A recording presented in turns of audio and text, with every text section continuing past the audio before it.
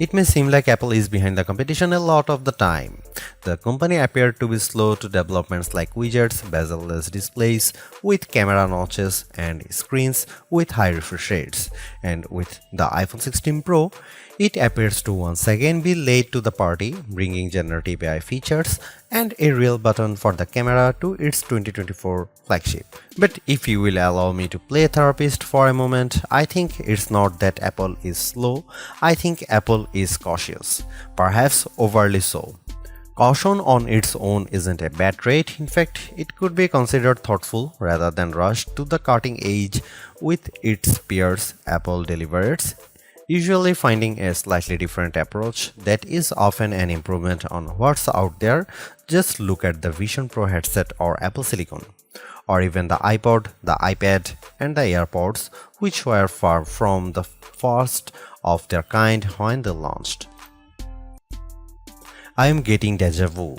Looking back at my review of the iPhone 15 Pro, I see a picture of that phone and its predecessor lined up by side to show just how much thinner the bezels are.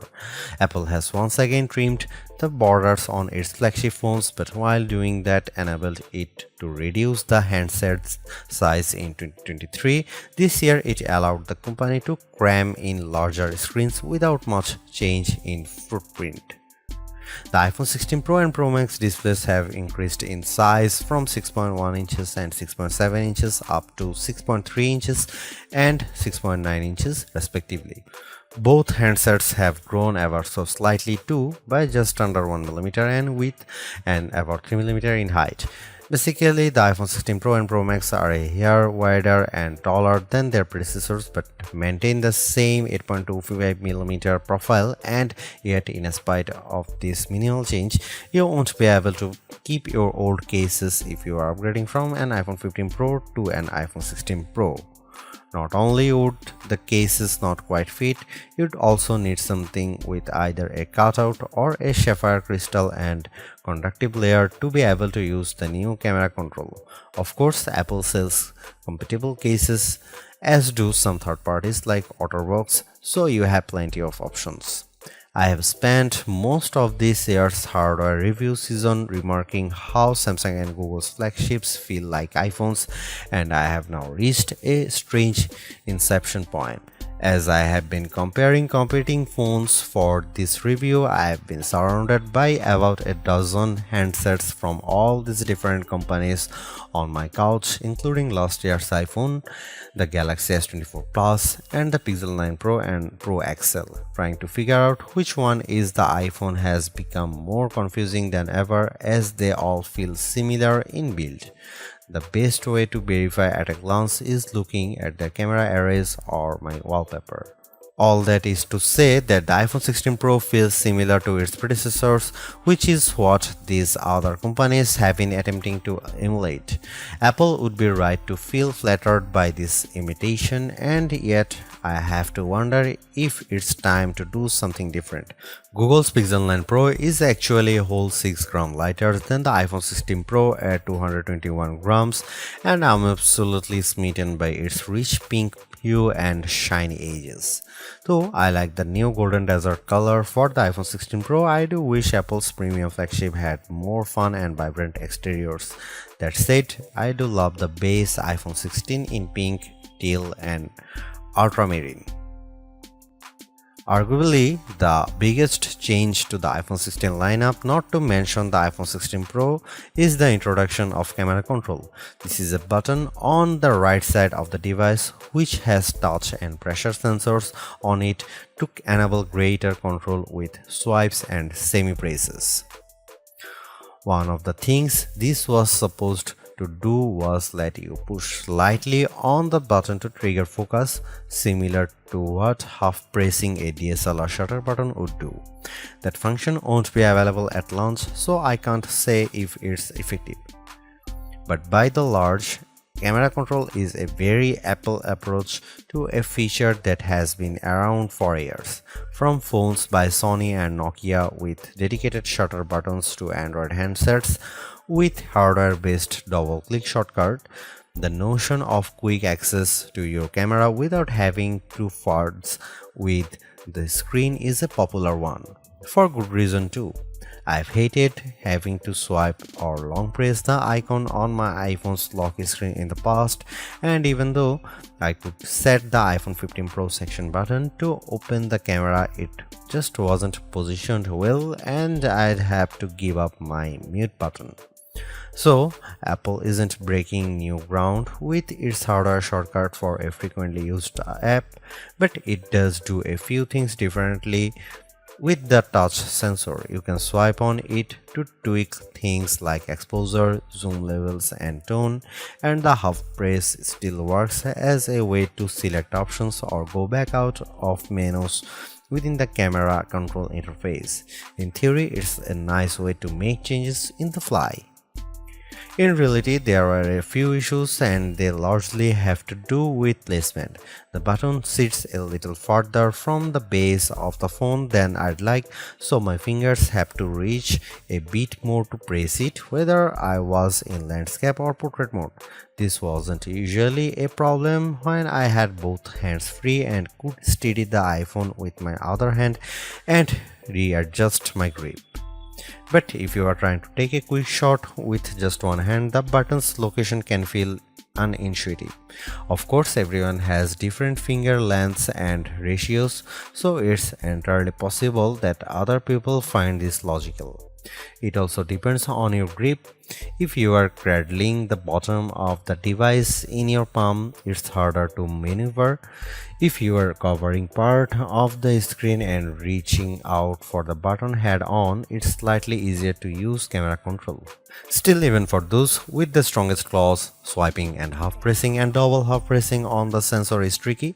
I was only ever really able to do that if I had my thumb holding up on the bottom edge and my middle ring and little fingers steadying the right end of the phone. Maybe this is a new camera grip I just need to relearn for this button. The awkward placement is a minor gripe compared to what I found most annoying, the button's touch sensor. Not only was it difficult to swipe through different settings when holding the device with one hand, it also reacts to accidental touches and swipes. Sometimes the phone would slide down my palm and change the exposure or zoom level, completely ruining the vibe. I should point out that you can go into accessibility settings to either tweak or swipe sensitivity or turn it off altogether if it really bothers you. Honestly, if you are planning on making adjustments with camera control, it's best to have time, patience, and both hands free. In those situations, I had a lot of fun editing settings and watching them by reflected in the viewfinder in real time. I also liked zooming in and out of subjects, decomposing a shot and tweaking exposure till I liked what I saw before then pushing down to snap the picture. I especially loved this while recording video since it makes slowly zooming in or out of a subject smoother than using the on-screen slider. Even if you are not a glutton for buttons, there are still some camera updates that might intrigue you. This year's flagships sport what Apple calls a 48 megapixel fusion camera, which has a faster quad pixel sensor. This enables what the company describes as zero shutter lag, which is wording it has used repeatedly over the years. In this case, it's referring to how quickly the camera will capture a shot after you press the shutter button. I will admit I was initially confused by this update, in part because it requires relearning some behaviors I had adopted to mitigate the shortfalls of older cameras. Basically, the iPhone 16 Pro's cameras are now so fast that when I asked someone to throw something so I could capture it in motion to see how still the images were, my shots ended up being of the person holding the object. Our video producer and I were very confused, and it wasn't until the zero shutter lag concept was explained clearer to me that I got it. I had become used to pressing the shutter early since cameras, in my experience, would be fractions of a second slow. Apple has become so fast that it actually captured the literal moment I tapped the button instead of the split second after when the object was in mid-air. Depending on your mood, the new photographic styles can be fun or serious. Apple's tweaked the built-in camera filters to not only offer more options but give you greater control. Due to how the company has refined its processing each year, there is also an improved depth map captured when it detects a face in the scene. This combined with a greater focus on color science around skin tone has led to what might be my favorite new iPhone 16 feature. Whether I shot them in portrait mode or not, photos of people what I took using the iPhone 16 Pro were a dream to edit. Simply switching between the standard, natural, luminous, quiet or ethereal styles already resulted in improvements to be colors and shadows, but I could also tap on each thumbnail to across the new editing touchpad and drag a dot around. This let me more precisely tweak the hues and contrast levels, and an additional slider will let me adjust how warm the image was.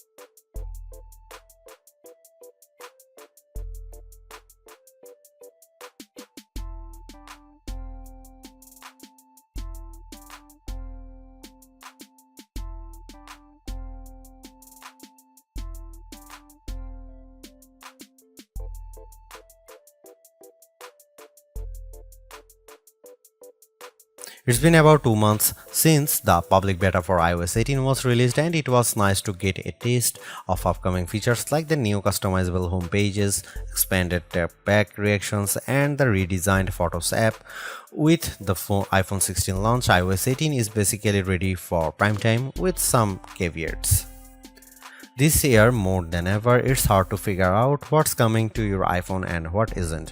With the release of Apple Intelligence slated for October, features like writing tools, cleanup for photos, and the redesigned Siri won't be ready till next month, and even then, your non-Pro iPhone 15 won't be compatible. Plus, some features that were teased at WWDC like Genmoji still haven't been added to the iOS 18.1 developer beta, which is where most Apple Intelligence features have been arriving as a preview for app makers. Within the iPhone 16 lineup too, there are things coming only to the Pro models like multi-layer recording in voice memos. It's confusing and can make choosing your iPhone a trickier decision, but for this review at least, the iPhone 16 Pro and Pro Max are getting everything.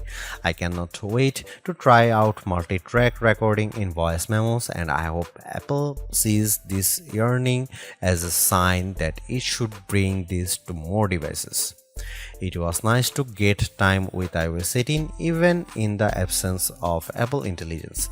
Honestly, I'm not even sure I'd like those features that much. In a similar way, Gemini AI was nice on Pixel 9 Pro series but didn't feel like must-haves.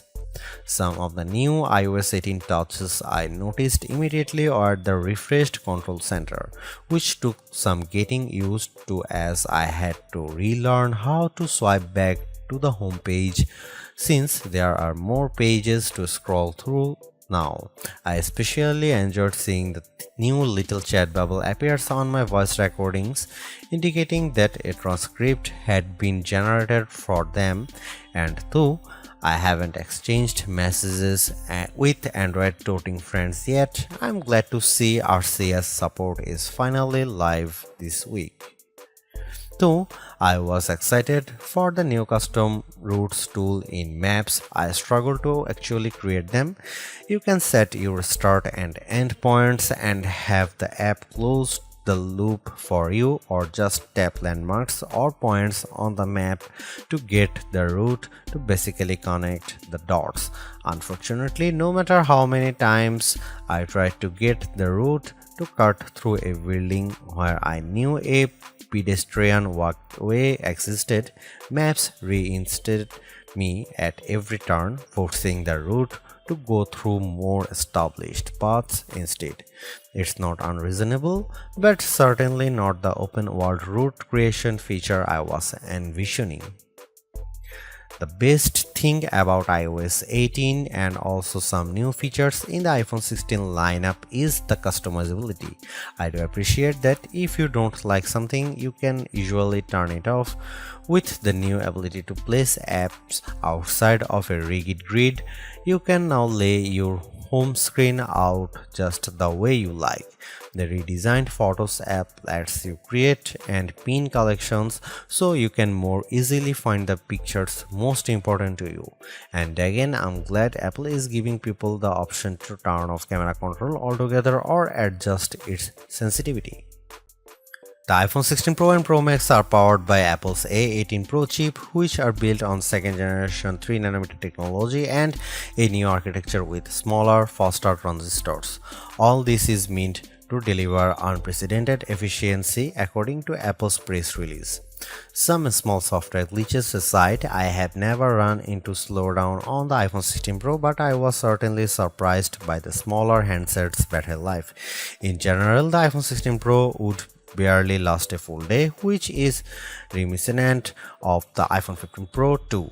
It's worth noting that before this review I was primarily using an iPhone 15 Pro Max as my daily driver, which usually gets through a day and a half with no problem, so the drop in endurance is even more pronounced for me. Most days, I'd pick up the iPhone 16 Pro at about 9 am and would get to about 9 pm before getting low battery alerts.